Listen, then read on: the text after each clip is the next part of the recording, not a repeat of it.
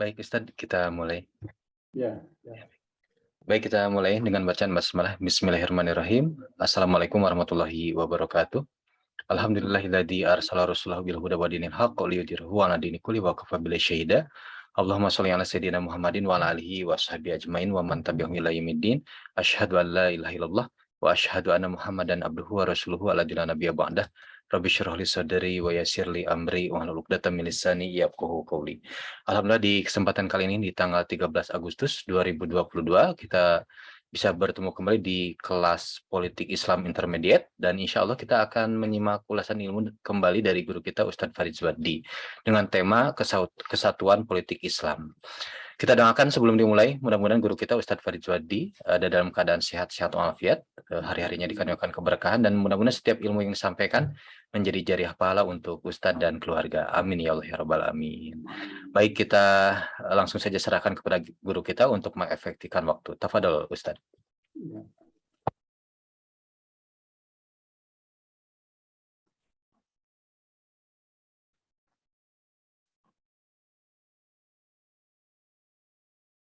Baik, bismillahirrahmanirrahim. Assalamualaikum warahmatullahi wabarakatuh. Waalaikumsalam warahmatullahi Alhamdulillah. Alhamdulillahilladzi nazzala al-Qur'ana hudan lin-nas wa bayyinatin minal huda wal furqan. Alhamdulillahil qa'il wa'tasimu bihablillahi jami'an wa la tafarraqu. Asyhadu an la ilaha illallah wa asyhadu anna Muhammadan abduhu wa rasuluh. Allahumma salli wa sallim ala Sayyidina Muhammad wa ala alihi wa ashabihi ajma'in birahmatika ya arhamar rahimin. Ikhwatul iman rahimakumullah. Alhamdulillahi rabbil alamin. Kita panjatkan kehadiratillah Rabbi. Ya Allah subhanahu wa ta'ala telah memberikan demikian banyak nikmat dalam kehidupan kita ini. Dan salah satu nikmat yang besar adalah nikmat kenikmatan dalam ibadah dan kenikmatan dalam thalabul ilmi. Insyaallah kita laksanakan pada malam hari ini. Mudah-mudahan apa yang kita dapat pada malam hari ini bisa kita laksanakan dan bisa kita perjuangkan ya dalam kehidupan kita sehari-hari. Bukan sekedar maklumat, ya bukan sekedar pemahaman, tapi sesuatu yang mendorong kita untuk kemudian mewujudkannya dalam kehidupan kita sehari-hari. Ikhwatul iman rahimakumullah, pada kesempatan kali ini kita akan membahas kesatuan ya, politik Islam. Jadi kalau kita bicara tentang kesatuan politik Islam, ini tidak bisa dilepaskan dari prinsip tauhid ya di dalam Islam. Prinsip tauhid inilah yang menjadi dasar dari kesatuan Islam itu. Nah, sehingga kalau kita bicara kesatuan dalam Islam itu tidak bisa dilepaskan dari beberapa hal ya. Pertama adalah kesatuan akidah yang berdasarkan prinsip tauhid, menyembah hanya semata kepada Allah Subhanahu wa taala semata-mata, yang dari sana kemudian nanti akan melahirkan kesatuan nizam ya, kesatuan sistem kehidupan yang semata-mata berdasarkan syariat Islam. Nah, dari situ kemudian akan memunculkan atau membentuk apa yang disebut dengan kesatuan umat dan masyarakat Islam, di mana kesatuan umat dan masyarakat Islam ini kemudian pastilah membutuhkan kesatuan politik ya, dalam wujud kesatuan negara ya. Jadi lebih kurang ringkasnya seperti itu ya, bahwa kesatuan politik itu tidak bisa dilepaskan dari prinsip kesatuan akidah yaitu tauhid, dan kesatuan nizam dalam Islam, dan kesatuan umat serta masyarakat Islam. Baik, kita akan membahas satu-satu. Pertama tentang kesatuan keimanan atau kesatuan akidah, bahwa umat Islam ini, bahkan umat manusia ya, itu seharusnya tunduk semata-mata kepada Allah Subhanahu wa taala. Dan prinsip ini pula lah yang seharusnya menyatukan ya umat Islam. yaitu kesatuan yang didasarkan pada prinsip tauhid.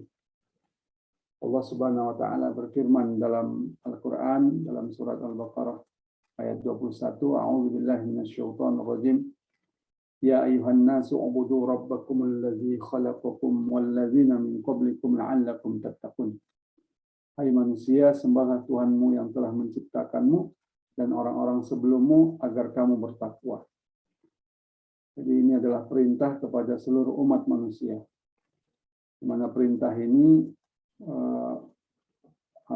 menyuruh umat manusia hanya menyembah Allah, ya, Allah yang satu, Allah yang esa, yang telah menciptakan manusia, agar kemudian kita masuk dalam kategori orang-orang yang bertakwa. Jadi kalau kita lihat, inilah prinsip dasar, ya, dalam kehidupan seorang mukmin, yaitu semata-mata menyembah kepada Allah Subhanahu wa taala. Ini yang disebut dengan prinsip tauhid atau prinsip akidah, yang hanya tunduk kepada Allah Subhanahu wa taala. Karena sesungguhnya kita adalah hamba Allah, dan hamba Allah bagaimana layaknya hamba, ya harus mengikuti, harus tunduk, harus taat, ya, pada apapun yang diperintahkan oleh Allah Subhanahu wa taala. Ini pula lah yang mendasari segala aspek kehidupan kita, yaitu akidah ini. Karena itu para ulama menyebutkan akidah ini seperti pondasi, ya, dari sebuah rumah yang akan menentukan kuat tidaknya rumah tersebut, bagaikan akar dari sebuah pohon yang menentukan kokoh tidaknya pohon itu. Karena dari akidah inilah terpancar, ya, seluruh pemikiran, seluruh nizam, ya, dari akidah inilah terpancar. Adapun tentang kesatuan nizam atau kesatuan sistem, di mana Islam artinya mengatur seluruh aspek kehidupan, ya. Tidak ada satu aspek kehidupan pun yang tidak diatur oleh Islam. Kenapa? Karena Islam ini adalah agama yang sempurna. Bagaimana Allah Subhanahu wa taala berfirman, "Al-yauma akmaltu lakum dinakum wa atmamtu 'alaikum ni'mati wa raditu lakumul Islam dinan." Jadi pada hari ini telah aku sempurnakan agamamu untukmu. Ya, sempurna itu artinya tidak ada cacatnya, ya. Jadi kalau masih ada cacat berarti tidak sempurna. Sempurna itu artinya dipastikan kebenarannya.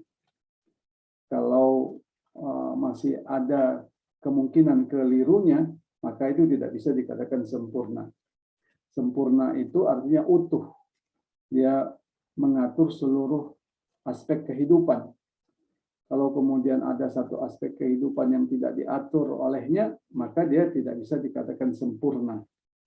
Karena itu ketika Allah Subhanahu wa taala menyebutkan, ya, dalam Al-Qur'an, "Al-yauma akmaltu lakum dinakum," pada hari ini telah aku sempurnakan agamamu untukmu, itu artinya jaminan Allah bahwa Islam ini adalah agama yang paling benar, agama yang dipastikan kebenarannya, ya,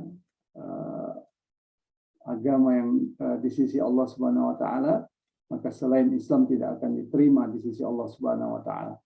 Dan sempurna itu juga dipastikan tidak ada cacatnya, tidak ada lemahnya, tidak ada pertentangannya, dan yang disebut sempurna itu juga artinya tidak ada kurangnya.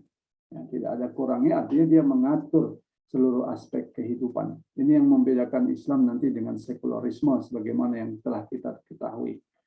Dan Allah juga telah menyebutkan bahwa telah aku cukupkan nikmatku bagimu. Nah, karena ini sesungguhnya menjadi sesuatu yang harus benar-benar dipegang oleh kaum muslimin, ya.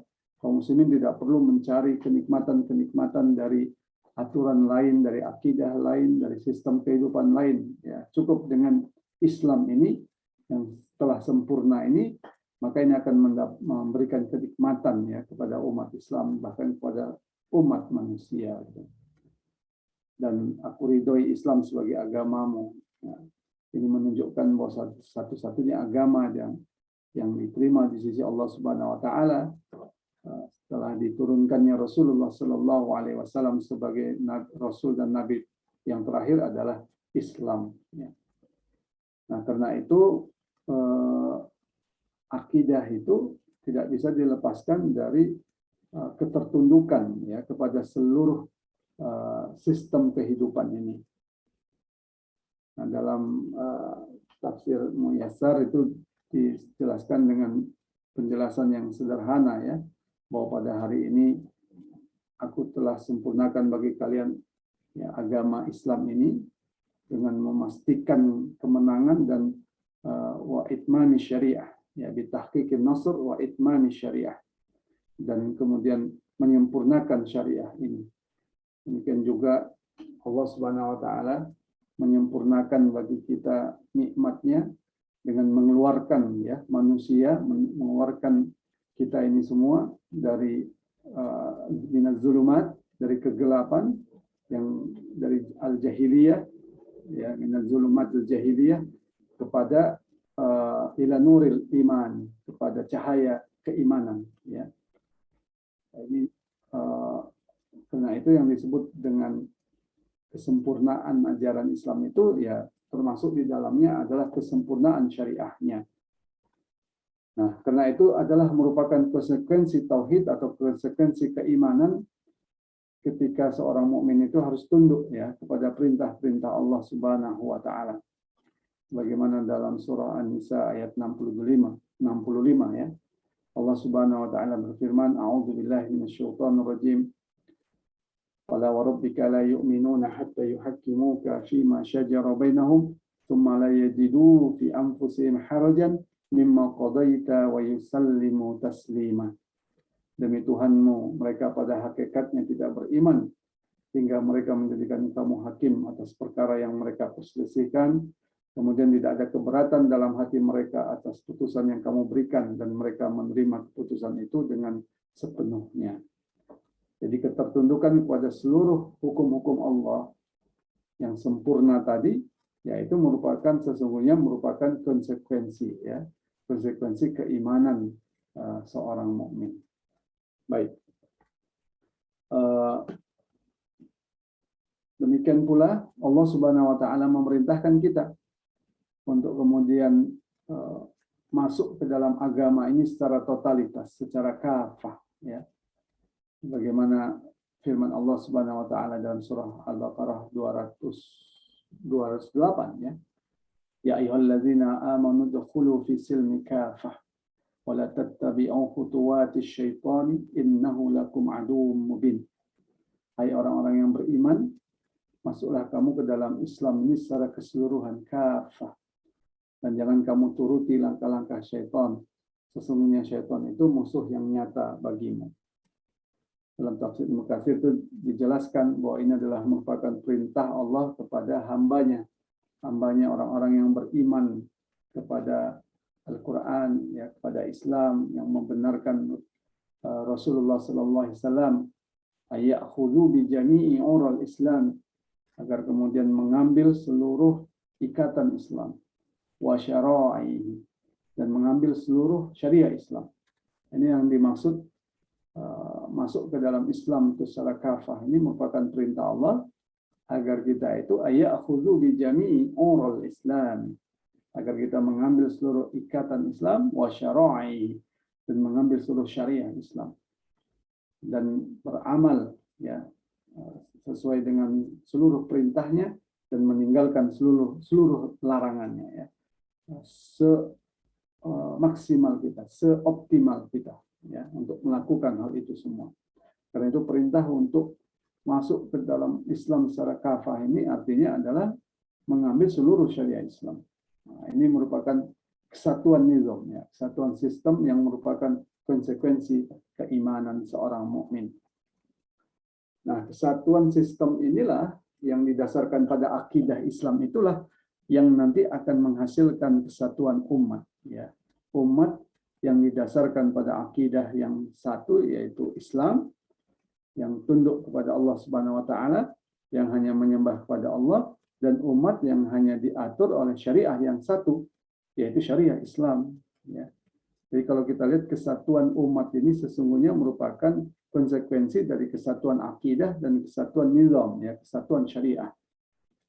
Inilah yang kemudian diperintahkan Allah Subhanahu wa taala kepada kita, ya. Di mana umat ini harus dipersatukan, ya, dengan dasar keimanan kepada Allah Subhanahu wa taala. Kita dilarang untuk berpecah belah. Wa'tasimu bihablillahi jami'an wa la tafarraqu. Berpegang teguhlah engkau pada tali Allah. Ya, artinya kita disuruh berpegang teguh pada tali Allah. Apa yang disebut dengan tali Allah, sebagian ulama itu menyebutkan tali Allah itu adalah agama Islam ini, ya, Al-Quran. Jadi kita diperintahkan terkait dengan persatuan itu bukan persatuan yang didasarkan kepada kesukuan, bukan persatuan yang didasarkan kepada warna kulit, bukan persatuan yang didasarkan pada ras, ya, tapi yang diperintahkan kepada kita adalah persatuan yang didasarkan pada keimanan, ya, akidah Islam. Dan inilah persatuan yang kokoh, ya, persatuan yang akan membawa kebahagiaan bukan saja di dunia dan di akhirat, ya. Bukan hanya di dunia tapi juga sampai ke akhirat. Bagaimana Allah Subhanahu wa taala berfirman, innamal mu'minuna ikhwah. Innamal mu'minuna ikhwatun. Ya, sesungguhnya kaum muslimin itu bersaudara. Waslihu baina akhawaikum. Ya, kemudian kita, ya, diperintahkan oleh Allah Subhanahu wa taala, diperintahkan oleh Allah Subhanahu wa taala kepada kita untuk bersaudara, ya. Kemudian saling memperbaiki satu dengan yang lain, saling menasehati satu dengan yang lain, ya. Dan kemudian takut pada Allah, bertakwa kepada Allah Subhanahu wa taala. Jadi Allah Subhanahu wa taala menyebutkan kita bahwa umat Islam ini adalah bersaudara, ya. Persaudaraan apa? Persaudaraan yang didasarkan kepada keimanan, ya. Yaitu disebutkan di sini innamal mu'minuna ikhwatun ay fid dini wal hurmati, ya, wal hurmati. Jadi persaudaraan yang didasarkan kepada agama, ya, bukan persaudaraan yang didasarkan pada nasab, ya, keturunan. Karena itu persaudaraan seperti ini adalah persaudaraan yang paling kokoh, ya, bahkan persaudaraan yang lebih kokoh, ya, dari persaudaraan yang didasarkan kepada nasab.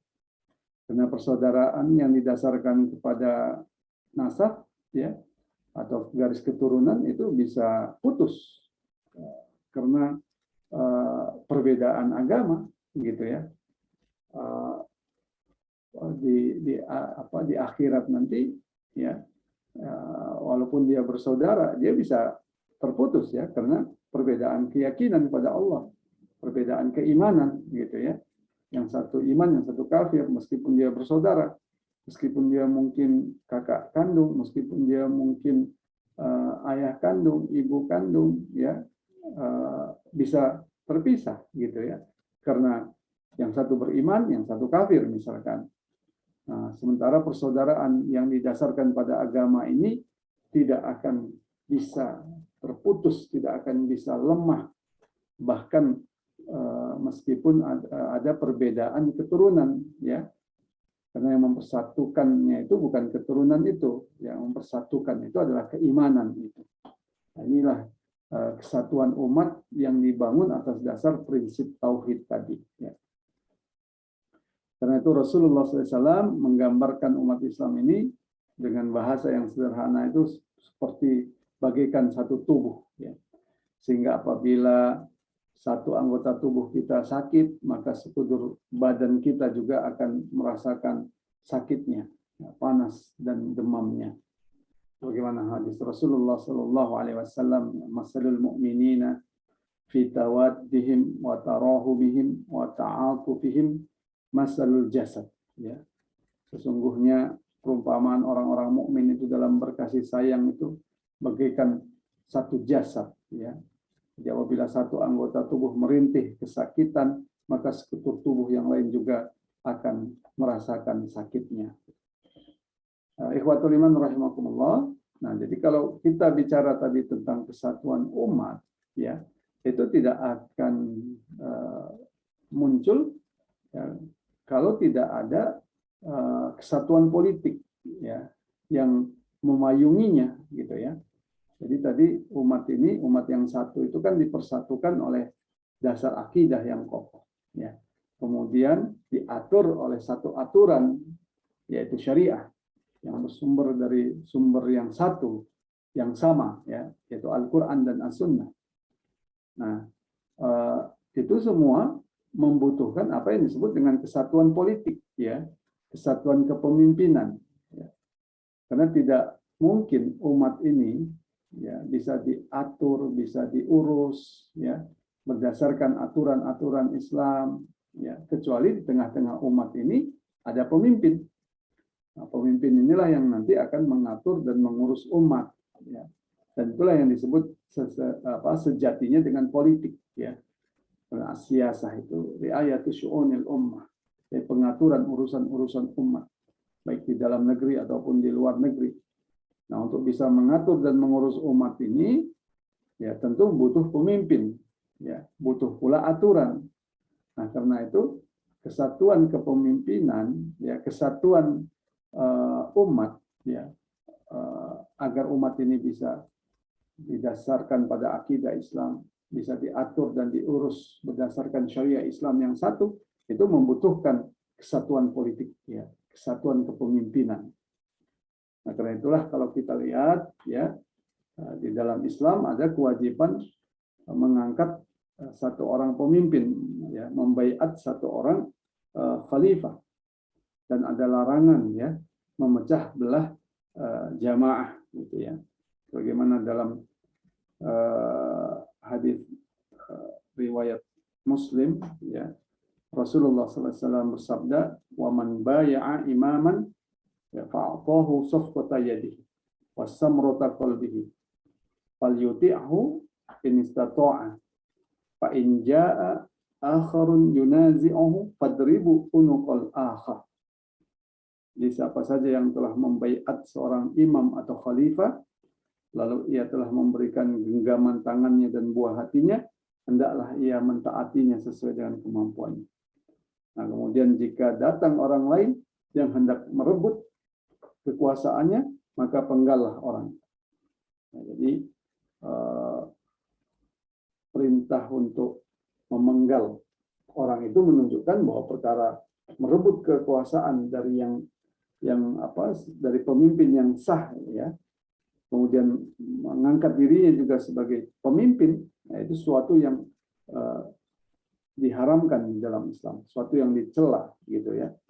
Dicela dengan sangat tegas ya, sampai dikatakan penggalah leher orang itu ya. Ini menunjukkan haramnya di tengah-tengah umat Islam itu ada pemimpin lebih dari satu. Maka ketika ada satu pemimpin, tidak boleh ada pihak lain yang mengaku-ngaku sebagai pemimpin ya. Maka perintahnya itu ya, adalah jika ada yang melakukan seperti itu ya penggalah leher orang itu. Maksudnya ini menunjukkan bahwa perkara itu adalah perkara yang diharamkan dalam Islam. Ya. Nah, demikian juga dalam hadis yang lain, ya dalam hadis riwayat Muslim, Rasulullah SAW bersabda, "Man atakum wa amrukum jami'un ala rajulin wahidin yuridu ayyashukka asakum au yufarriqu jama'atakum faqtuluhu."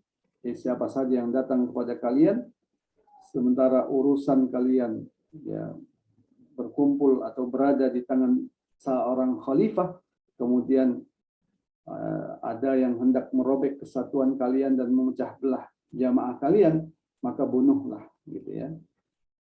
Nah, ini menunjukkan ya kalau ada ya siapa saja yang datang kepada kalian sementara urusan kalian berkumpul di tangan seorang khalifah, kemudian dia yang datang itu hendak merobek kesatuan kalian dan memecah belah jamaah kalian, maka bunuhlah dia. Nah, ini menunjukkan dalam Islam ada yang disebut dengan kewajiban kesatuan ya, kesatuan kepemimpinan ya, kesatuan kesatuan khalifah. Jadi artinya khalifah atau pemimpin itu tidak boleh lebih dari satu. Ya. Dalam hadis riwayat Muslim yang lain juga disebutkan Rasulullah SAW bersabda, "Idza buyi'a li khalifataini faqatulul akhira minhuma." Jadi jika dibaiat dua orang khalifah, maka bunuhlah yang paling akhir dari keduanya. Ya, ini menunjukkan yang sah itu adalah khalifah yang pertama. Nah, dengan demikian ini menegaskan bahwa pemimpin dalam Islam itu wajib satu. Ya. Nah, jadi kalau kita lihat kesatuan umat ini adalah mustahil, ya, kalau tidak didasarkan pada dasar yang sama, yaitu akidah Islam. Persatuan umat ini mustahil pula kalau tidak diatur oleh aturan yang sama, yaitu syariah Islam. Dan persatuan umat ini mustahil secara sempurna bisa terwujud, ya, kecuali di tengah-tengah umat itu ada kesatuan kepemimpinan. Nah, kesatuan kepemimpinan ini nanti akan menentukan kesatuan politik, kesatuan pengaturan urusan-urusan umat. Maka seperti kita sholat misalkan, ya, kenapa di situ ada keteraturan ketika kita sholat berjamaah? Ya, karena sholat berjamaah itu di sana ada pemimpin, ya, pemimpin yang satu. Ya, bayangkan kalau sholat berjamaah dalam satu masjid misalkan secara bersamaan imamnya itu 2 atau 3, maka kita bisa bayangkan kekacauan yang terjadi, gitu. Nah, supaya sholat berjamaah itu kemudian teratur, tertib, ya, maka imamnya itu ya wajib satu, kan gitu, mutlak satu, gitu. Dan kenapa kemudian ketika kita sholat berjamaah itu ada keteraturan? Ya, karena memakai aturan yang satu. Ya, semuanya sepakat itu. Ketika sholat berjamaah memakai aturan yang satu, yaitu berdasarkan pada syariat Islam. Tata cara sholatnya ya, sama-sama menggunakan syariat Islam. Bayangkan kalau dalam satu masjid ketika sholat berjamaah, sebagian makmumnya itu memakai syariat Islam, sebagiannya itu memakai akal-akalan manusia, ya, aturan-aturan yang bersumber kepada manusia, pikiran manusia, itu pasti kacau. Ya. Nah, yang ketiga, kenapa sholat berjamaah itu bisa teratur? Ya, karena ada ketaatan kepada pemimpin. Ya, ya, ketika imamnya ruku, dia ruku. Ketika imamnya sujud, ya pengikutnya atau makmumnya itu ikut sujud. Ya, jadi ada ketaatan. Ya, itu dalam skala kecil seperti itu. Ya, demikian juga sesungguhnya dalam skala besar dari umat ini. Ya, disitulah kenapa kemudian umat itu membutuhkan ya pemimpin yang satu dengan aturan yang satu dan ketaatan, ya, ketaatan. Itulah yang akan kemudian benar-benar mewujudkan kesatuan yang sejati yang sebagaimana digambarkan oleh Rasulullah Sallallahu Alaihi Wasallam itu. Ya, kesatuan bagaikan satu tubuh. Ya, yang sehingga kalau ada yang satu yang sakit, yang lain juga menjadi sakit. Ya, satuan bagaikan satu bangunan yang saling memperkuat satu dengan yang lain. Nah, ini yang kalau kita lihat sudah tercerabut, ya, di tengah-tengah umat sekarang, terutama sejak keruntuhan khilafah Islam pada tahun 1924. Sejak saat itu umat Islam tidak lagi memiliki payung politik yang menyatukan mereka secara global. Ya, apalagi kemudian umat Islam ini lewat rekayasa dan pemaksaan dari negara-negara imperialis dipecah belah, ya, dengan konsepsi nation state, ya, atau negara bangsa, yang kemudian ikatan yang menyatukan itu bukan lagi ikatan yang didasarkan kepada akidah Islam, tapi ikatan-ikatan persukuan, kebangsaan, ya, maka ikatan itu dianggap ikatan yang paling kuat. Ini yang membuat, ya, kenapa umat Islam itu tidak bergerak ketika saudara-saudara kita di Palestina itu dibunuhi oleh Zionis Yahudi, ya, kenapa tidak bergerak? Ya, ya, karena dibatasi oleh prinsip oleh konsepsi nation state itu, ya, di mana masing-masing mengatakan itu bukan urusan kami, tidak ada urusannya dengan kepentingan bangsa kami. Ya, tentu ini berbeda kalau umat ini disatukan oleh akidah Islam. Ya, apa yang terjadi pada saudara kita di Palestina itu sesungguhnya adalah bagian dari tubuh kita. Maka kita akan merasa sakit, kita akan merasakan juga luka yang sama. Ya, maka umat Islam akan bergerak bersama-sama, terutama para militernya, ya, akan dimobilisasi untuk kemudian membebaskan negeri-negeri Islam yang terjajah. Nah, sekarang kalau kita lihat konsep nation state ini menjadi alasan, ya, seolah-olah menjadi alasan untuk tidak membantu saudara-saudaranya yang dizolimi, saudara-saudaranya yang ditindas. Ketika ada pengungsi Muslim Rohingya misalkan terkatung-katung di lautan lepas, ya, dengan persediaan makanan yang terbatas, itu tidak disambut seperti saudara yang harus dibantu, ditolong oleh saudara-saudaranya di Malaysia atau di Indonesia, ya. Bahkan itu dianggap melanggar, ya, bermacam-macam aturan gitu, ya. Yang menolong itu justru masyarakat gitu, ya, rakyat Aceh yang menolongnya gitu. Jadi kalau kita lihat ini yang tercerabut di tengah-tengah umat, maka kesatuan kesatuan umat itu pastilah membutuhkan kesatuan kepemimpinan, ya, kesatuan aturan. Jadi kalau kita melihat bagaimana kaum muslimin saat menunaikan ibadah haji itu kan, kenapa demikian teraturnya tawaf di tempat yang sama, nah, demikian juga sa'i di tempat yang sama, wukuf pada hari dan tempat yang sama, yaitu karena ada kesatuan aturan itu yang mengatur kaum muslimin dan semuanya tunduk, ya.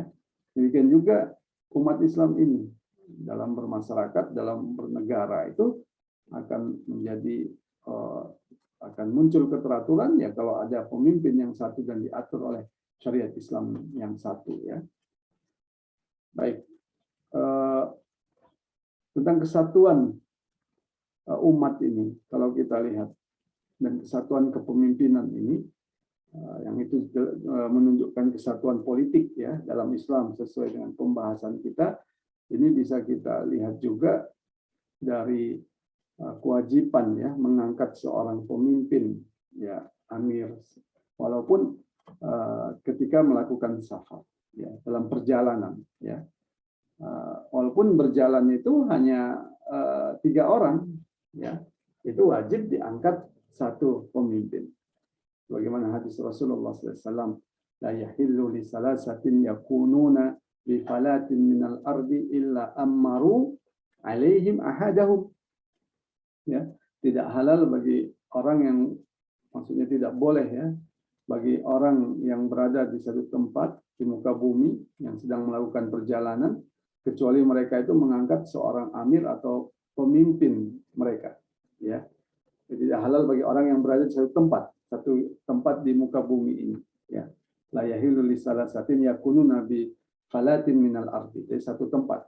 Nanti ada juga hadis yang lain, tidak halal, ya, ketika 3 orang melakukan safar, 3 orang melakukan perjalanan, kecuali diangkat satu orang pemimpin, ya. Nah, dijelaskan oleh Imam Asy-Syaukani, ya, tentang hadis ini, ya, ini menyebutkan bahwa dalam hadis tersebut terdapat dalil bagi orang yang mengatakan wajib hukumnya mengangkat pemimpin pada jamaah yang lebih besar dari 3 orang. Karena jika syariat Islam itu mengharamkan atas 3 orang dari kaum muslimin tanpa seorang pemimpin, maka bagaimana dengan umat Islam seluruhnya tanpa seorang pemimpin, kan gitu. Jadi kalau 3 orang saja umat Islam ada di satu tempat, ya, harus diangkat seorang pemimpin. Nah, demikian juga nanti dalam hadis yang lain tuh ketika melakukan perjalanan safar, ya, itu harus diangkat seorang pemimpin, gitu. Ini menunjukkan kesatuan politik itu suatu hal yang sangat penting di dalam Islam. Nah, ini pula lah yang menjadi asas-asas dalam politik Islam yang pernah kita singgung, ya, bahwa politik Islam itu, ya, mengatur seluruh aspek kehidupan seperti ini. Saya kira sudah jelas, ya. Karena Islam ini bukanlah sekedar agama ritual, ya, bukan hanya agama yang mengatur satu aspek kehidupan, tapi Islam ini mengatur seluruh aspek kehidupan.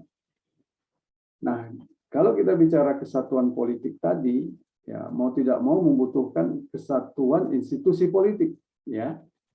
Nah, kesatuan institusi politik inilah yang dalam konsepsi fikih Islam itu disebut sebagai al-khilafah. Ya. Karena itu apa yang disebut sebagai al-khilafah itu? Ya. Syekh Abdul Qadir Zalum itu dalam kitab Nizamul Hukmi fil Islam itu menjelaskan apa yang disebut dengan al-khilafah.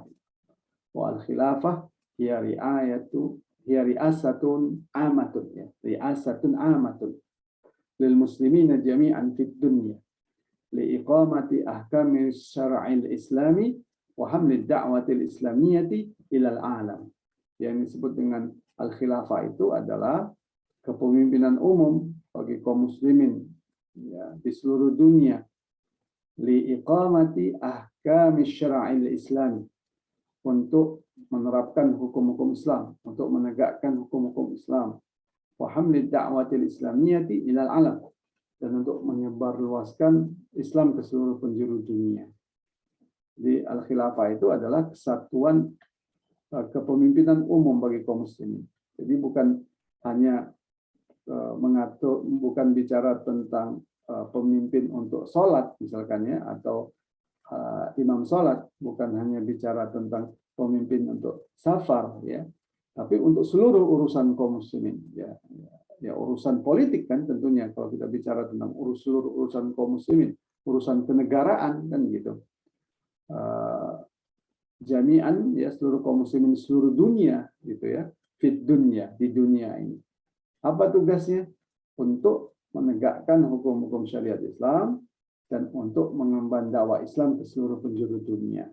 Nah, sehingga kalau kita bicara tentang apa sebenarnya substansi atau ide pokok dari khilafah itu adalah kesatuan kepemimpinan umat tadi, ya. Karena kesatuan kepemimpinan umat itu tidak akan terwujud tanpa ada kesatuan kepemimpinan, ya. Dan kesatuan pemimpinan itu hanya akan terwujud kalau ada khilafah, di mana dalam sistem khilafah itu ada kewajiban membaiat seorang khalifah, ya. Jadi dan inilah yang nanti akan melahirkan, ya, ukhuwah Islamiyah yang sejati, ya. Kemudian kalau kita bicara khilafah itu adalah bicara penerapan syariat Islam yang akan mengatur urusan-urusan umat di dalam dan di luar negeri, ya. Inilah yang disebut sebagai politik Islam kan, As-Siyasatul Islamiyah, ya. Ri'ayatu su'unil ummah dakhiliyan wa kharijiyan, ya. Pengaturan urusan-urusan umat di dalam atau di luar dengan menerapkan hukum-hukum Islam. Nah, yang ketiga keberadaan khilafah itu nanti dibutuhkan oleh umat manusia, oleh umat Islam, ya, karena salah satu tugas pokok dari khilafah itu adalah mengemban dakwah ke seluruh penjuru dunia. Dan bahkan ini menjadi as-siyasatul kharijiyah, ya, politik luar negeri, ya, dalam sistem Islam, yaitu nasrul Islam ilal alam, menyebarluaskan Islam ke seluruh penjuru dunia. Karena itu khilafah bukanlah negara-negara imperialis, ya, yang politiknya itu, politik luar negerinya itu adalah untuk menindas, untuk menjajah, untuk mengeksploitasi. Islam, politik luar negerinya itu adalah untuk menyebarluaskan Islam ke seluruh penjuru dunia, sehingga dunia ini mendapatkan, ya, apa yang disebut, ya, rahmat dari Allah Subhanahu wa taala, yaitu dengan Islam inilah. Baik, karena itu juga, ya, para ulama kemudian untuk menggambarkan kesatuan kepemimpinan itu, kesatuan politik itu, menjelaskan, ya, apa yang menjadi pilar-pilar dasar, ya, dari sebuah sistem pemerintahan Islam, dari sistem politik Islam. Yang pertama adalah kedaulatan di tangan syara. Ini yang akan menyatukan, ya, karena kedaulatan itu semata-mata di tangan syariat Islam, ya. Yang kedua, kekuasaan ada di tangan umat, ya, as-sultanul ummah. Yang pertama tadi as-siyadah syar'i, yang kedua adalah sultanul ummah. Artinya umatlah yang mengangkat khalifah, ya, dan umat kemudian berhak untuk mengkoreksi khalifah. Kalau kemudian khalifah keliru, kalau khalifah salah, ya. Nah, kemudian khalifah yang nanti berhak untuk mengadopsi hukum, ya. Hak untuk mentabani hukum itu ada pada khalifah. Ya. Tentu bukan dalam pengertian itu berdasarkan akal-akalan khalifah, ya. Khalifah ketika mengistimbat hukum, ya, mentabani hukum, ya, mengadopsi hukum, ya, dia harus bersumber dari Al-Quran dan As-Sunnah, ya, atau merujuk kepada pendapat ulama yang juga bersumber dari Al-Quran dan As-Sunnah, ya. Dan kemudian prinsip dari pilar dasar pemerintahan Islam itu adalah kewajiban membeat satu orang khalifah. Ya, ini yang kemudian akan memunculkan apa yang tadi kita bahas sebagai kesatuan politik Islam, ya. Jadi kesatuan politik Islam itu pada hakikatnya itu akan terwujud kalau meletakkan kedaulatan itu di tangan syariat dan kemudian memberikan kekuasaan itu di tangan umat.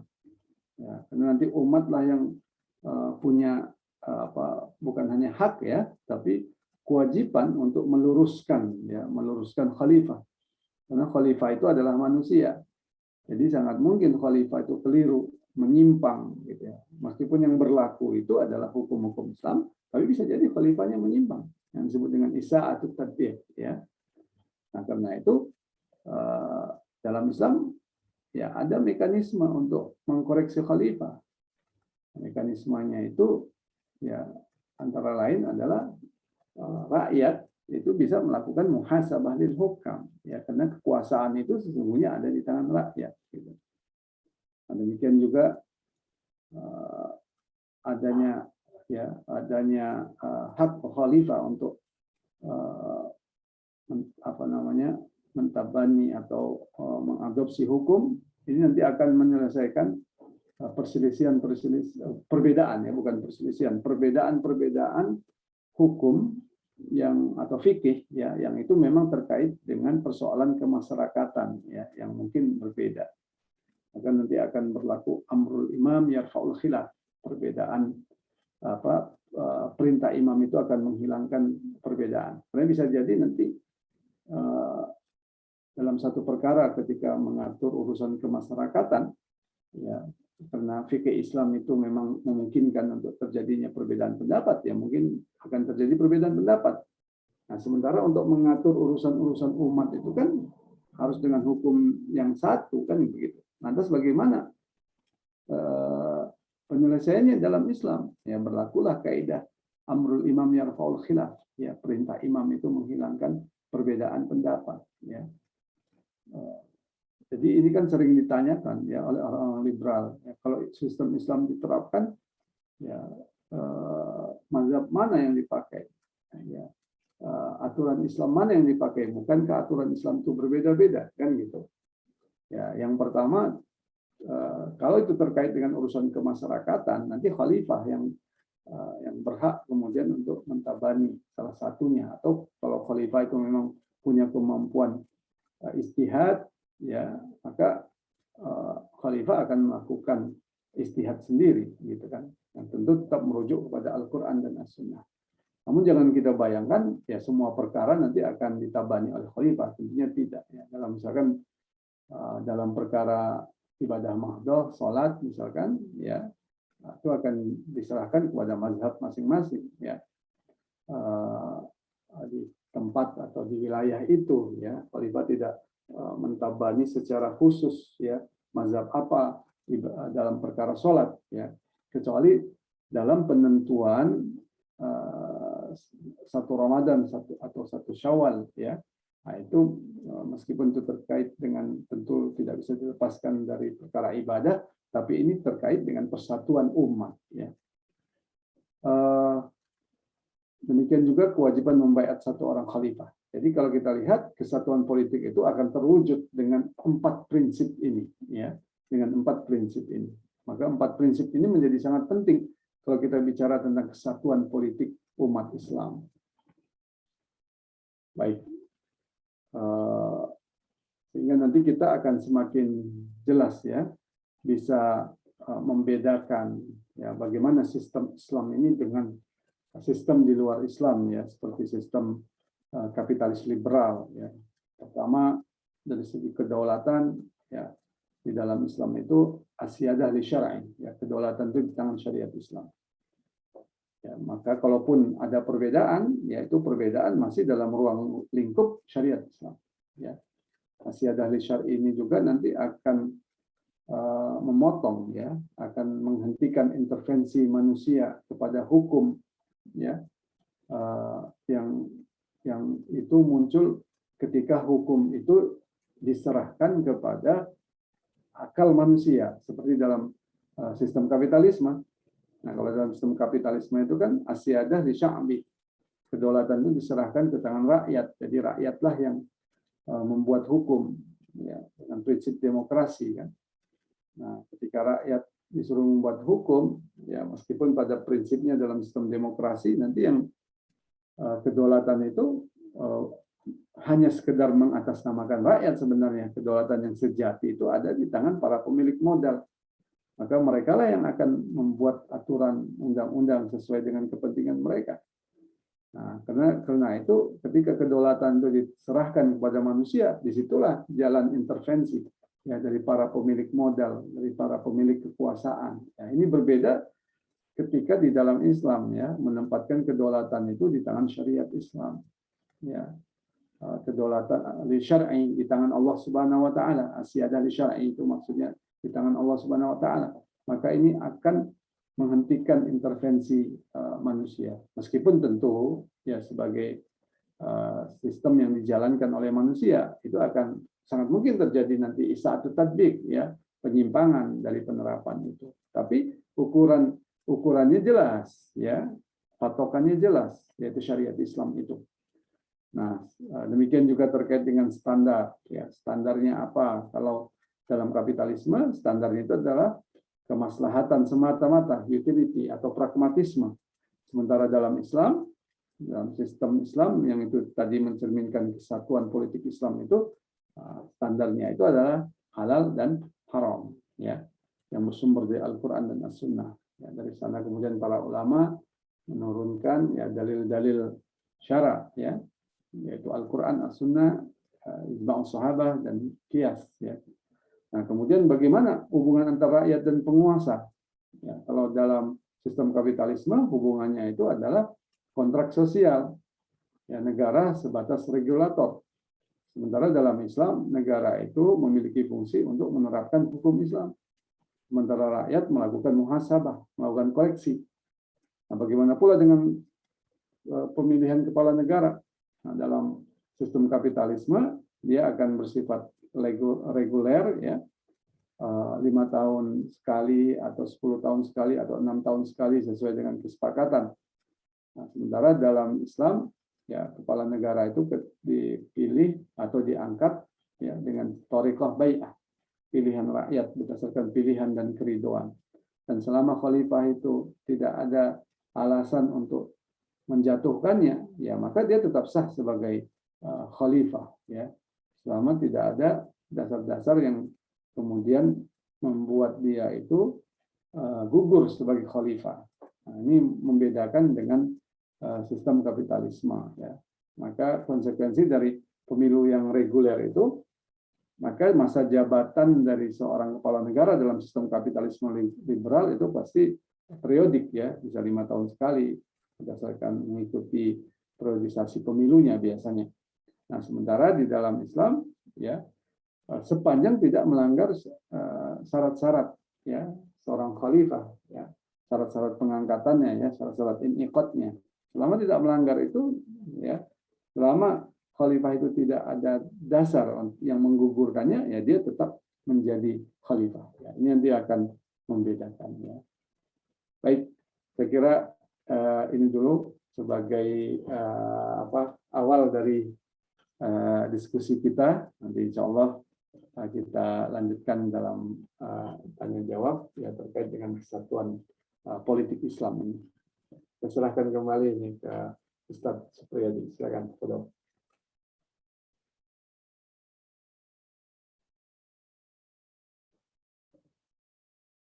Suaranya nggak kedengaran.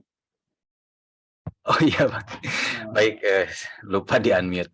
Baik, terima kasih kepada guru kita Ustadz Farizwadi yang sudah menyampaikan prinsip-prinsip bagaimana kesatuan ini ya, kesatuan politik ya, kesatuan politik dalam Islam.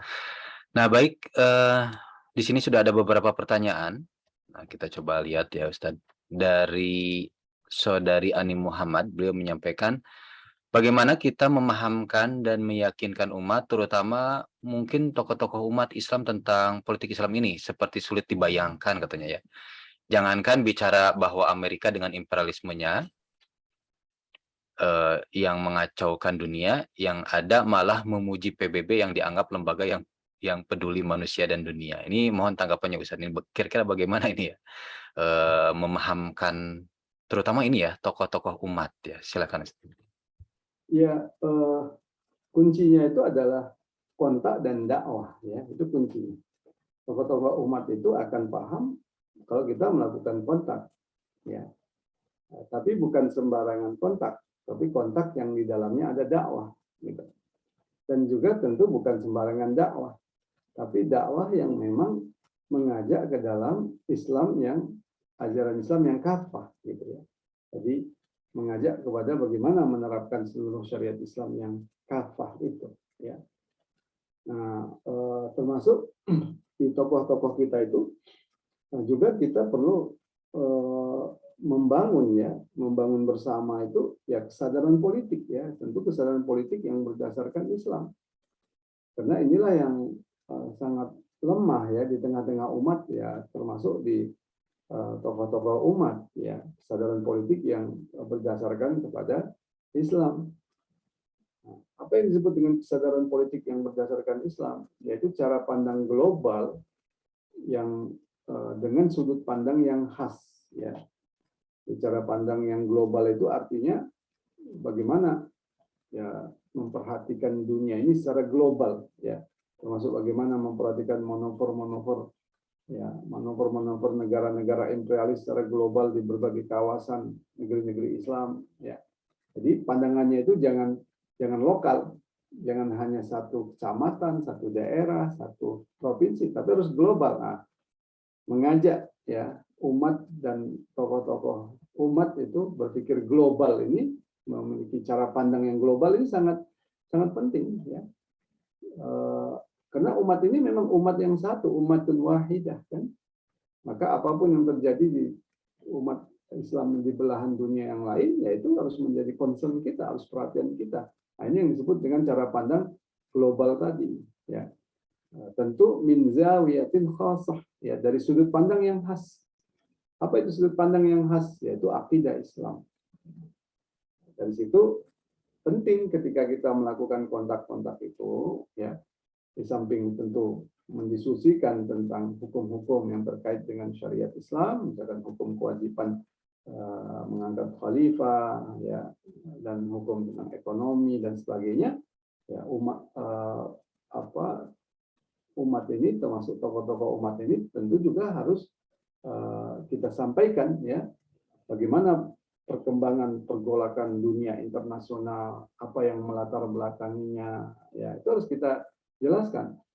Ya, misalkan kita sampaikan ya bagaimana apa yang sebenarnya terjadi di Palestina, ya. Tentu kita jelaskan dulu bahwa Palestina itu adalah bagian dari umat Islam, ya, tanah yang diberkati tidak bisa dipisahkan dari kita, sehingga kesadaran ukhuwah itu muncul, ya. Kemudian kita lanjutkan kenapa kemudian itu terjadi, ya kita jelaskan ini tidak bisa dilepaskan dari kondisi umat Islam yang tidak memiliki institusi politik global yang melindungi umat Islam, ya, sehingga umat Islam di mana-mana dizolimi dan ditindas. Nah, itu terjadi ketika di tengah-tengah umat Islam itu tidak ada lagi al-khilafah, ya, al-khilafatul islamiyah, ya, ala minhajin nubuwah, ya. Jadi kita harus menyampaikan kesadaran politik itu, ya. Nah, jadi intinya itu kalau ditanya apa yang harus kita lakukan, ya kontak dan dakwah. Tapi bukan sekedar kontak, bukan juga sekedar dakwah, tapi dakwah yang mengajak ke jalan Islam yang kafah, yang totalitas agar bisa diterapkan. Di samping itu kita butuh juga menyampaikannya apa yang tadi kita sebut sebagai kesadaran politik, ya, yang berdasarkan kepada Islam, ya. Nah, karena itu ya mau tidak mau pengemban dakwah ya harus paham ya bagaimana latar belakang PBB misalkan, ya.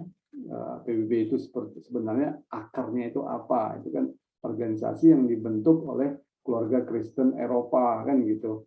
Kemudian diinternasionalisasi, ya, menjadi seolah-olah menjadi organisasi internasional yang mewakili negara-negara dunia secara keseluruhan. Padahal PBB itu ya sesungguhnya alat-alat politik negara Eropa pada awalnya, kemudian menjadi alat politik negara-negara Barat yang menjadi pemenang Perang Dunia Kedua. Nah, kemudian kita jelaskan secara lebih detail lagi, ya, apa buktinya. Dalam PBB itu ada yang disebut dengan hak veto kan gitu. Siapa yang memiliki hak veto? 5 negara pemenang perang, ya. Sebagian besar adalah negara-negara imperialis seperti Prancis, Amerika, Inggris, ya, Rusia, ya, termasuk Cina kan gitu. Jadi kita jelaskan, ini sudah menunjukkan bahwa ini sebagai alat politik. Buktinya apa? Kita jelaskan lagi. Begitu banyak resolusi-resolusi PBB yang sesungguhnya itu mengkritik Zionis Yahudi, ya, tapi kemudian diveto oleh Amerika. Nah, demikian juga ketika Amerika masuk ke Afghanistan, masuk kemudian ke Irak, ya, mereka itu kemudian mencari legitimasi dari PBB. Nah, jadi kita buktikan fakta-faktanya itu seperti apa. Nah, dari sana insya Allah ya di pemimpin kita itu, di tokoh-tokoh umat itu nanti akan muncul kesadaran. Ya, jadi memang kita ini saling berlomba ya memasukkan informasi ya kepada umat ini, ya. Disitulah pentingnya ya media-media online seperti ini ya, saling berlomba baik yang online atau cetak ya, membanjiri istilahnya, membanjiri opini di tengah-tengah umat ini ya. Karena kalau tidak seperti itu, yang masuk ke dalam pikiran umat itu kan apa namanya, opini-opini yang di luar Islam gitu kan. Termasuk kalau kita lihat TikTok misalkan, itu kan sebagian besar TikTok itu isinya ya yang apa ya, yang penuh dengan apa namanya, pemikiran-pemikiran liberal lah, atau tingkah laku yang liberal ya. Nah, seharusnya itu kan juga dibanjiri dengan pemikiran-pemikiran Islam gitu kan. Jadi ini merupakan tantangan ya, tantangan ke depan. Intinya itu adalah kontak dan dakwah ya, saya kira begitu. Nah, ini kemudian ketika ada kontak dakwah ini, apa saja yang harus diperhatikan prinsip-prinsipnya, Ustadz? Kalau sama Ustadz di rank itu dari yang pertama kali harus diperhatikan oleh kita, oleh teman-teman, apa saja, Ustadz? Kalau di ranknya, yang pertama apa dulu? Mungkin uslub tuh rank keberapa nih? Uslub, teknis, gaya komunikasi? Silakan. Iya. Kalau kita dakwah itu kan tidak bisa dilepaskan pertama perkara-perkara yang pokok ya, yang tawabit ya. Ini perkara-perkara yang tidak boleh bergeser sedikit pun ya. Tidak boleh kemudian menyimpang sedikit pun. Apa itu perkara-perkara pokok yang tawabit itu, yang kokoh itu, yang tidak boleh menyimpang sedikit pun ya. Pertama fikrah ya. Fikrah itu tidak boleh berubah ya. Fikrah yang didasarkan pada Islam ya, tidak boleh berubah sedikit pun. Yang kedua adalah thariqah ya, metodenya ya, ini tidak boleh bergeser sedikit pun sebagaimana metode yang ditempuh oleh Rasulullah SAW. Ya, misalkan fikrah bahwa Islam ini wajib diterapkan secara kafah, secara totalitas. Nah, itu nggak boleh bergeser. Ya, jangan berubah ya ketika kita misalkan berhadapan dengan pejabat, misalkan kita ubah fikrahnya karena ingin mengambil jalan aman, ya kita katakan ya sebenarnya Islam itu cukuplah dengan individu, cukuplah dengan zikir, cukuplah dengan doa. Itu sudah merubah fikrah, itu tidak boleh. Ya, kita harus tetap sampaikan Islam ini ajaran yang kafah, ya, yang mengatur seluruh aspek kehidupan, termasuk ibadah, mahdoh, keluarga, politik, negara, itu harus sampaikan. Ya, fikrah itu tidak boleh berubah. Nah, thariqah juga, ya, thariqah dakwah tidak boleh berubah, ya. dengan pembinaan, ya, tasdif wa takwin, ya, kemudian ada apa namanya tafaul ma'al ummah, interaksi bersama umat, ya, di mana aktivitas-aktivitasnya itu antara lain adalah kasful khuttat, yang membongkar manuver-manuver membongkar kejahatan-kejahatan negara-negara imperialis, pengkhianatan-pengkhianatan mereka, kan gitu. Termasuk di dalamnya ada sira'ul fikr, pergolakan pemikiran, menjelaskan, ya, pemikiran-pemikiran yang keliru di tengah umat, dan menjelaskan pula bagaimana pemikiran Islam yang benar. Nah, itu termasuk thariqah yang terkait dengan istilahul hukmi, ya, transformasi kekuasaan atau peralihan kekuasaan, yang itu dilakukan bukan dengan angkat senjata atau bukan dengan kekerasan, ya, tapi dengan dakwah, kan gitu. Nah, itu thariqah dakwah yang tidak boleh berubah. Nah, berikutnya itu adalah level berikut itu adalah uslub, ya. Uslub ini, nah, ini yang bisa dinamis, ya, bisa yang apa namanya sesuai dengan objek dakwah yang kita hadapi. Nanti uslub ini juga kan terkait dengan sarana-sarana apa yang kita pakai, kan begitu. Wasailnya itu apa? Ya, ini sifatnya dinamis, ya.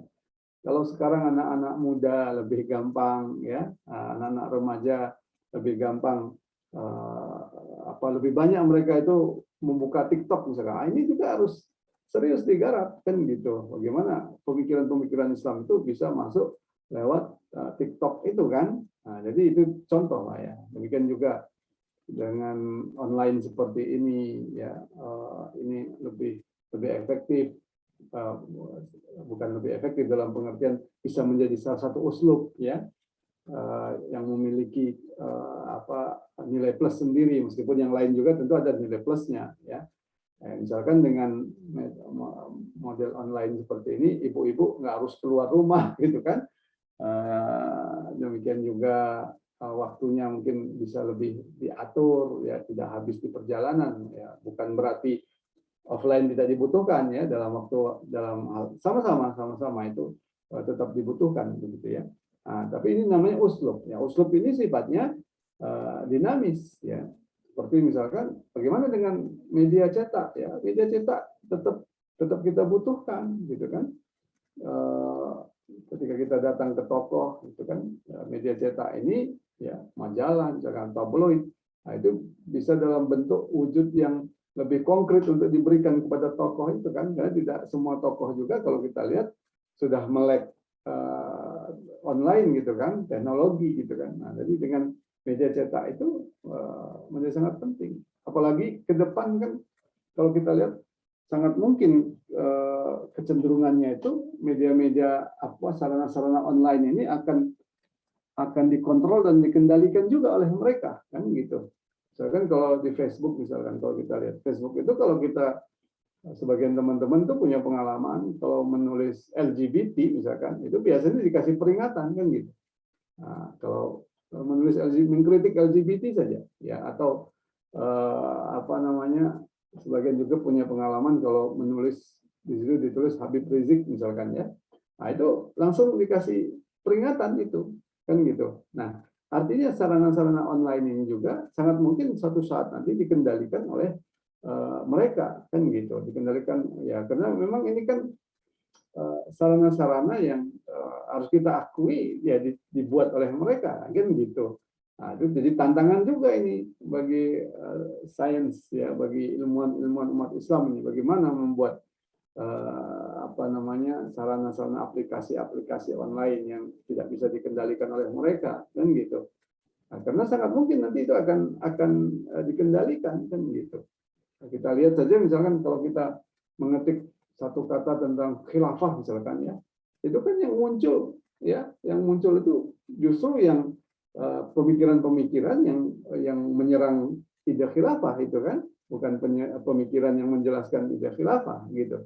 Nah, jadi kalau kita lihat online ini juga ke depan ini banyak tantangannya. Nah, jadi itu namanya uslub-uslub yang terus berkembang, ya. Apa yang bisa kita lakukan, ya, kita lakukan, ya. Jadi itu Ustaz Supriyadi, ya, yang uslub ini yang bisa bisa dinamis ya kita gunakan. Tapi kalau fikroh, torikoh itu tidak boleh berubah. Ya. Intinya poin pentingnya itu kalau saya lihat itu sebenarnya. Baik Ustadz, sebenarnya ada yang ingin saya tanyakan kembali terkait ini ya, terkait uslub ini. Terkadang di dakwah di dunia digital itu justru yang dikedepankan tuh uslubnya, teknisnya, kemudian nanti setelah terbangun kolam baru mancing gitu ya, baru mancing. Apakah itu bisa dibenarkan Ustadz seperti itu? Apa boleh-boleh saja gitu ya? Selama tidak ada penyimpangan fikroh dan torikoh, ya. Uslub itu menurut saya silahkanlah ya. Baik. Dakwah ini kan kita lihat tuh seperti air ya, dia tidak akan bisa dibendung ya. Kalau penghalangnya itu sedikit ya dia akan menghanyutkan penghalangnya gitu. Kalau penghalangnya itu misalkan agak tinggi ya, besar, agak tinggi lah, dia air itu kan mengalir sampai kemudian dia bisa melampaui penghalang itu ya. Kalau penghalangnya itu sangat kuat, tembok yang sangat tebal, yang kokoh, ya kan, air itu berhenti dulu, ya, menunggu menunggu banyak ya, sampai banyak, ya, baru nanti dia akan melakukan gerakan yang akan menghancurkan tembok yang kokoh itu ya. Jadi dakwah itu seperti air lah, itu kan butuh uslub-uslub. Kadang-kadang ya ada saatnya kita bisa ketika tantangan itu sedikit ya, tantangan itu tinggal dihanyutkan saja gitu ya. Tapi ada kalanya kita harus nunggu dulu ini ya, nunggu dulu untuk bisa naik ke atas melewati tantangan itu gitu kan. Ada juga saatnya mungkin kita harus nunggunya agak lama nih, karena airnya ini belum cukup untuk menghancurkan beton itu atau tembok itu, ya harus sabar ya, begitulah uslub itu ya. Jadi, Kadang harus nguap dulu mungkin Ustadz. iya, gitu. Nguap dulu. Nguap dulu, kemudian turun hujan di sana itu. Tapi kita bukan sedang membahas air, itu perumpamaan saja. Perumpamaan saja. Nah, itulah yang menurut saya luar biasanya itu ya, bagaimana setiap kita sebagai seorang muslim ya, pengemban dakwah secara khusus ya, itu bisa menyumbangkan apa yang kita kemampuan-kemampuan apa yang kita bisa gunakan untuk dakwah ini, kan begitu. Semuanya berpikir seperti itu. Memang ada kewajiban-kewajiban standar lah, itu sudah harus kita lakukan ya, misalkan kontak, kemudian kita juga mengajar, mengisi majelis taklim, itu standar lah gitu ya. Tapi ada kemampuan-kemampuan khusus yang masing-masing orang itu ya dia harus berusaha asah ya, kembangkan untuk kebaikan dakwah ini. Nah, itu penting gitu. Misalkan dia punya kemampuan IT misalkan. Bagaimana dia merancang, membuat, mengembangkan IT sehingga berguna untuk dakwah. Dia punya kemampuan membuat aplikasi misalkan ya. Dia berpikir keras di sana ya, bagaimana membuat aplikasi-aplikasi ya untuk kepentingan dakwah ya. Dia misalkan punya kemampuan menulis yang hebat ya, dia berpikir keras, mengasah terus ya kemampuan menulisnya ya, sehingga kemudian tulisan-tulisannya itu bisa membangkitkan, bisa kemudian menyadarkan umat ya. Ada juga yang mungkin punya kemampuan menyampaikan ya, orasi yang bagus ya. Dia punya kemampuan di TikTok, ada kemampuan di YouTube, ada kemampuan macam-macam ya. Nah, itu masing-masing itu mengasah ya. Semuanya itu harus diniatkan, ya Allah, aku melakukan ini untuk dakwahmu ya. Ya Allah, agar kemudian semua ini untuk kepentingan tegaknya agama Allah ini. Nah, itu juga yang harus kita bangun ya. Jadi kesadaran untuk mengasah ya, mengasah. Allah itu kan memberikan skill ya, mungkin berbeda-beda pada setiap orang ya. Mungkin ada yang nggak bisa bicara, tapi dia kalau nulis tuh luar biasa gitu ya. Kalau disuruh bicara di depan itu, apalagi jadi khatib tuh gemeteran gitu ya. Tapi kalau nulis ya luar biasa kemampuannya kan gitu. Nah, jadi setiap ada yang dia di belakang ya, mau merancang acara apa macam-macam. Nah, itu disitulah kita mengoptimalisasi dakwah kita yang terkait dengan uslub-uslub tadi. Ya. Kira-kira gitu, Ustaz Supriyadi ya.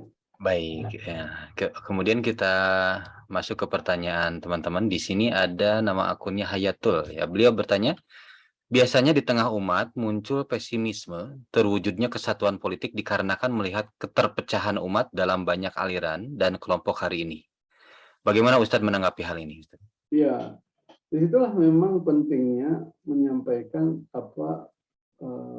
menyampaikan keimanan itu ya, karena keimanan itu yang akan membangun optimisme kan gitu. Nah, seperti halnya kenapa kita kemudian itu di subuh hari yang sangat dingin gitu ya, ketika terdengar azan kita atau sebelumnya jam 3 sebelumnya sebelum terdengar azan kita sudah bangun, kita kemudian sholat tahajud ya, kemudian kalau laki-laki pergi ke masjid sholat berjamaah walaupun udara dingin mungkin kita ngantuk ya, apa yang membuat kita melakukan itu kan karena keimanan kan. Ya, keimanan itu kemudian membangun optimisme. Optimisme apa? Ya, optimisme bahwa apa yang kita lakukan, ya, kalau itu merupakan bagian dari ketaatan pada Allah Subhanahu Wa Taala, itu akan mendapatkan pahala, kan gitu. Itu kan optimisme itu namanya. Ya, itu yang akan mendorong kita sungguh-sungguh. Jadi keimanan pada Allah itu, ya, berupa ketaatan itu akan membangun optimisme, ya, optimisme untuk mendapatkan surganya Allah Subhanahu Wa Taala. Jadi keimanan itu menjadi penting, ya. Termasuk keimanan akan janji-janji Allah Subhanahu Wa Taala. Sebelum janji Allah, keimanan pada agama kita ini sendiri itu penting sekali. Ya, jadi misalkan begini, persatuan umat Islam, ya itu perintah Allah tidak itu bahwa umat Islam ini wajib bersatu. Itu kan perintah Allah. Wa'tasimu bihablillahi jami'an wa la tafarraqu. Itu perintah Allah bahwa umat Islam itu wajib bersatu. Maka ketika itu perintah Allah, maka kita harus mengimaninya. Ya, ketika kita beriman bahwa kita wajib bersatu, itu artinya apa? Persatuan itu bukan hal yang mustahil, kan gitu. Karena kan tidak mungkin Allah Subhanahu Wa Taala memerintahkan kita bersatu kalau itu mustahil dilakukan oleh kita. Itu sama saja kita tanda kutip ya menuduh Allah itu tidak tahu tentang kemampuan kita. Jadi ketika Allah memerintahkan kita bersatu, wa'tasimu bihablillahi jami'an wa la tafarraqu, artinya bersatu itu bisa kita lakukan. Ya, tergantung kepada kemauan kita, kan gitu. Demikian juga ketika kita diperintahkan berhukum pada hukum Allah, fahkum bainahum bima anzalallah wa la tattabi' ahwa'ahum. Artinya berhukum pada hukum Allah itu bisa kita lakukan. Nggak mungkin Allah memerintahkan kita untuk berhukum pada hukum Allah kalau itu mustahil. Nah, itu kan masalah keimanan. Keimanan kepada ajaran agama kita ini sendiri. Ya, demikian juga tentang kewajiban nasbul khalifah, mengangkat khalifah. Ya, ini kan sangat jelas ya di dalam Al-Quran, As-Sunnah, Ijma' Sahabat itu sangat jelas. Ya, Imam An-Nawawi menegaskan ya bahwa ajma'u ala annahu yajibu 'alal muslimin nasbul khalifah. Telah sepakat para imam mazhab bahwa wajib atas kaum muslimin itu untuk mengangkat khalifah ya dalam salah sahih muslimnya ya berdasarkan Al-Qur'an, As-Sunnah, Ijma' Sahabat dan Qiyas ya. Ijma' Sahabat ya. Jadi dalil-dalil tentang itu sangat jelas ya berdasarkan Al-Qur'an, As-Sunnah dan Ijma' Sahabat ya terkait dengan kewajiban nasbul khalifah ini. Nah, kalau kita nggak iman kepada hukum Allah ini, ya pasti pesimis, kan gitu. Kalau kita nggak iman, pasti pesimis. Kita nggak beriman, wajib untuk bersatu, ya pasti pesimis. Nah itu yang keberapa? Yang kedua ya. Yang ketiga itu beriman harus yakin kepada janji Allah, ya janji Allah dan Rasulnya. Ya, bahwa Allah itu akan memberikan kemenangan pada kaum muslimin, itu kan janji Allah. Kita nggak boleh ragu. Liyudhirahu 'ala dini kulli. Allah ini akan memenangkan agama ini atas yang lain. Ini berlaku di masa Rasulullah SAW, ya berlaku juga di masa umatnya Rasulullah SAW, bahwa Islamnya akan dimenangkan, kan gitu. Ya, sebagaimana yang telah terbukti begitu ya ketika Rasulullah SAW, ya kita mungkin pernah dengar kisah ini yang sangat luar biasa ketika dalam perang Khandaq ada batu yang tidak bisa dipecahkan ya oleh kaum muslimin ketika saat kaum muslimin membuat parit itu ya kemudian Rasulullah memecahkannya ya sepertiga yang pertama Rasulullah mengatakan ya nanti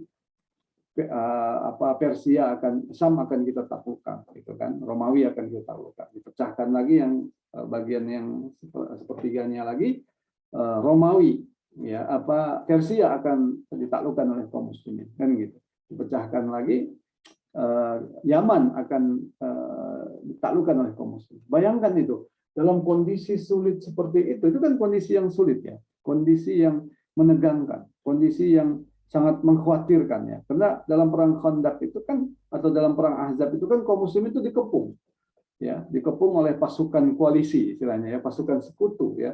Jadi kekhawatiran kaum muslimin itu sangat luar biasa.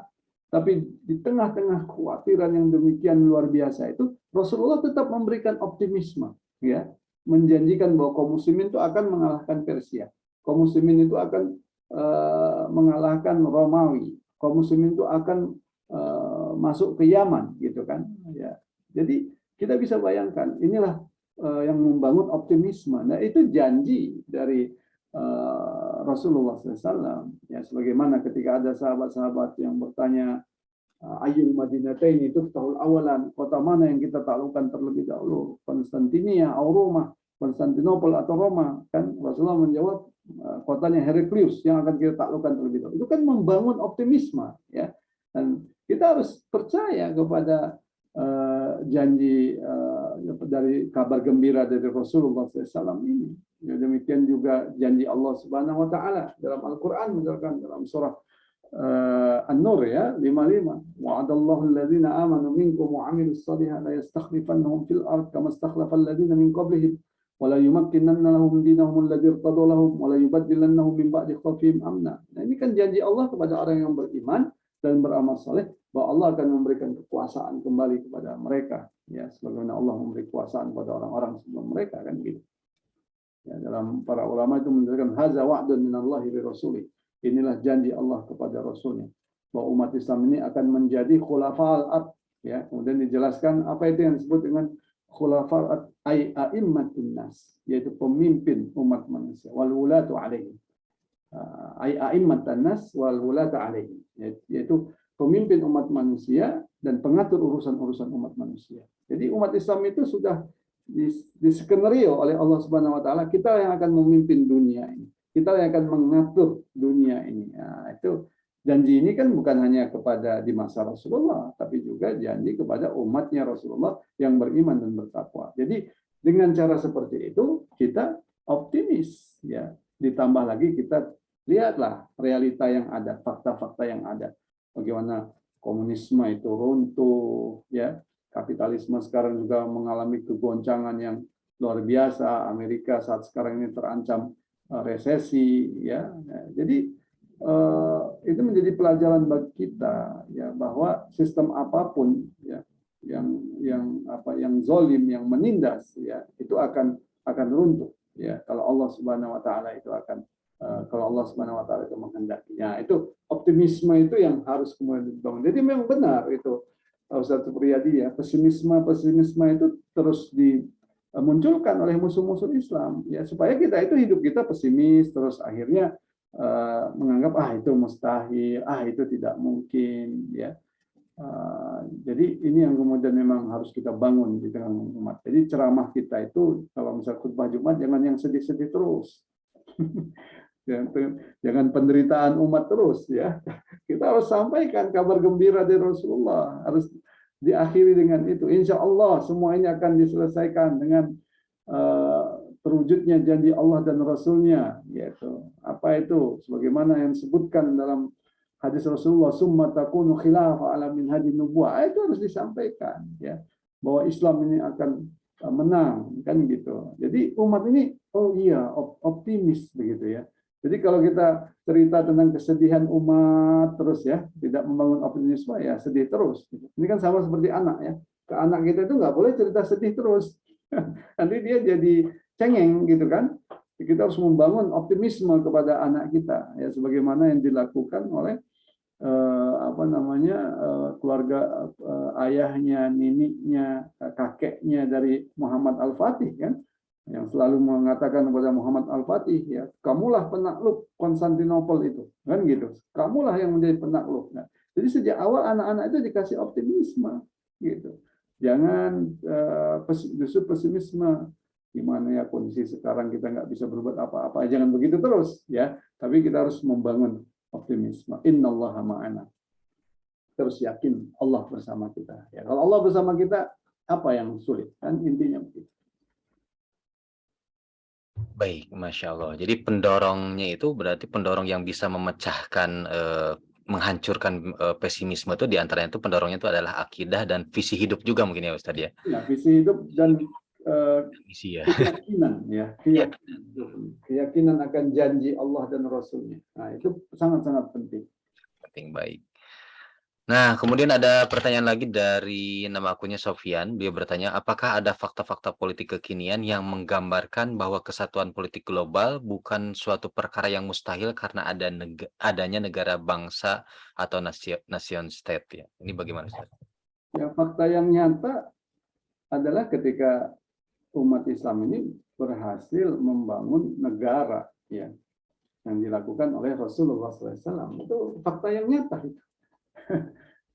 Dulu kan Madinah, Makkah itu kan terpecah-pecah atas prinsip-prinsip kesukuan dan kabilah, kan?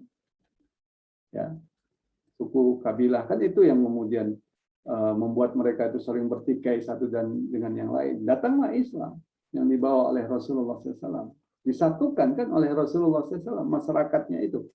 Ya, Ansar dan Muhajirin itu disatukan oleh Rasulullah. Tidak lagi melihat warna kulit, tidak lagi melihat kabilah apa, tapi disatukan dasar Islam. Ini bukti yang sangat konkret, ya. Dan itu ada dalam pelajaran sejarah. Jadi kalau kita nggak baca, parah banget tuh.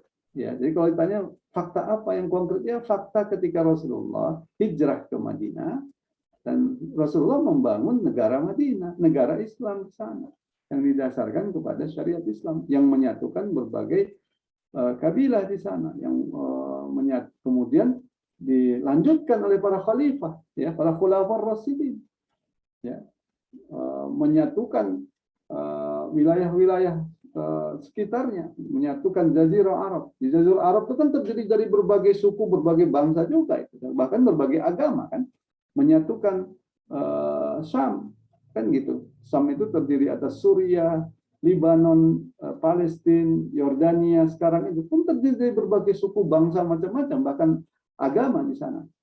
Ya, kemudian menyatukan India yang juga terdiri atas berbagai suku. Jadi itu fakta nyata, itu fakta nyata yang sebenarnya bisa diindra di depan mata, gitu ya. Dengan kalau kita belajar sejarah, ya, belajar sejarah Rasulullah SAW, ya, itu bukti yang sangat nyata. Jadi kalau ditanya bukti yang sangat nyata itu lihat saja, ya, bagaimana sirah Rasulullah SAW. Nah, ya, tentu bukti-bukti di samping itu juga banyak, ya, bagaimana terbentuknya masyarakat Eropa itu kan menjadi bukti, ya, bagaimana dulu Eropa itu terpecah belah, ya, berbeda-beda, kemudian bisa bersatu di bawah masyarakat Eropa, meskipun sekarang mereka juga mengalami goncangan ketika Inggris keluar, kan, Brexit itu, kan, tapi kan mereka bisa bersatu, kan, begitu.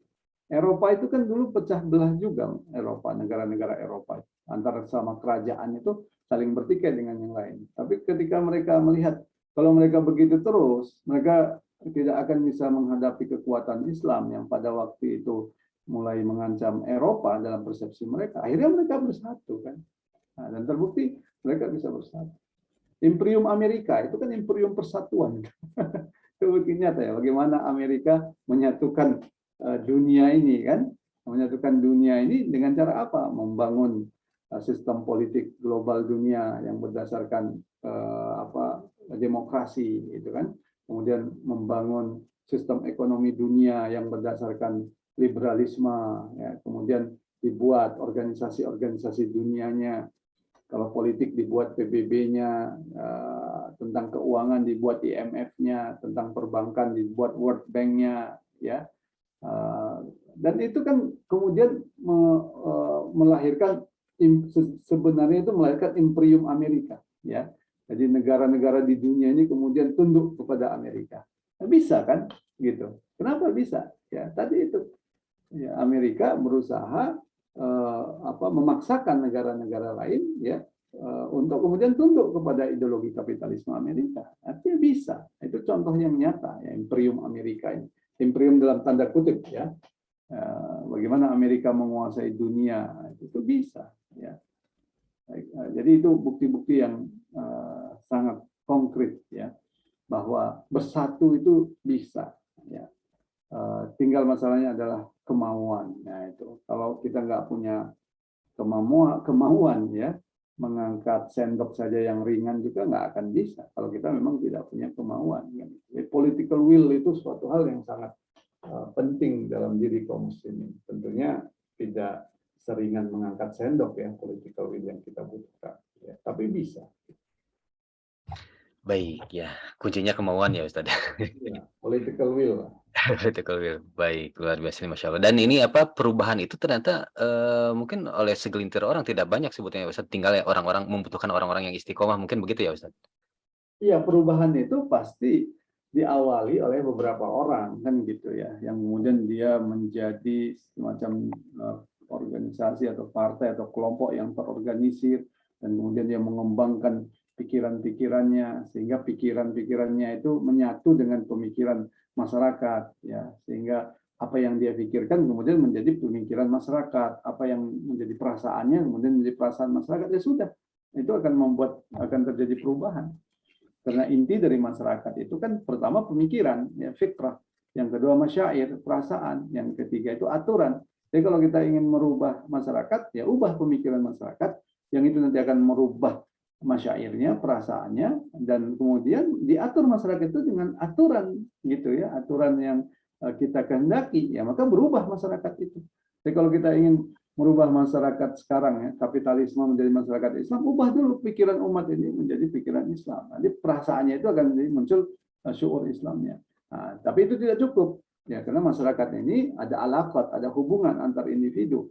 Ya, itu harus diatur dengan aturan apa? Nizam, aturan Islam. Nah, itu kalau kita bicara aturan Islam, mau tidak mau ya, aturan dalam bentuk apapun di tengah masyarakat itu membutuhkan institusi seperti negara kan gitu.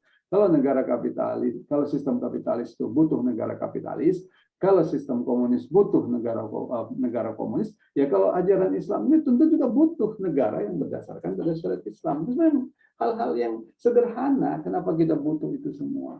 Kira-kira gitu, Ustaz Supriyadi. Ya, tadinya saya ingin bertanya kembali terkait ini ya, teori Pareto. Di dunia bisnis itu kan terkadang ada teori Pareto ya, yang sering mereka gunakan, bahwa teori Pareto itu bahwa menyatakan 20% tuh biasanya kesuksesan tuh bisa dikendalikan oleh 20% orang gitu ya. Apakah di dunia dakwah juga bisa seperti itu Ustaz? Oleh segelintir orang perubahan tuh gitu. Iya, Bisa pasti oleh segelintir orang. Gitu. Pasti oleh segelintir orang. Tapi segelintir orang yang dia punya gagasan, ya, bukan hanya gagasan, tapi dia punya langkah-langkah. Bagaimana kemudian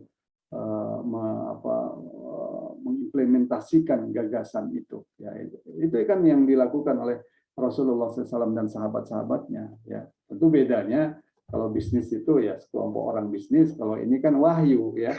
Ya, jadi Rasulullah menjadi pemimpin dakwah begitu ya, sekaligus tentunya Rasulullah adalah seorang rasul sekaligus pemimpin dakwah, ya punya gagasan pikiran, bukan pikiran dari dirinya sendiri, tapi yang berasal dari wahyu Allah Subhanahu wa taala, ya kemudian itu disampaikan di tengah umat. Siapa yang menyampaikan? Ya mau nggak mau kan Rasulullah harus menyampaikan, mendidik kader-kadernya kan gitu. Itulah sahabat-sahabatnya, dan sahabat-sahabat ini kemudian menyampaikan ke tengah-tengah umat, ke masyarakat Makkah, masyarakat Madinah. Nah, kemudian ternyata pimpinan kabilah di Madinah itu setuju ya, dari suku Aus dan Khazraj terhadap apa yang disampaikan oleh Rasulullah dan sahabat-sahabatnya.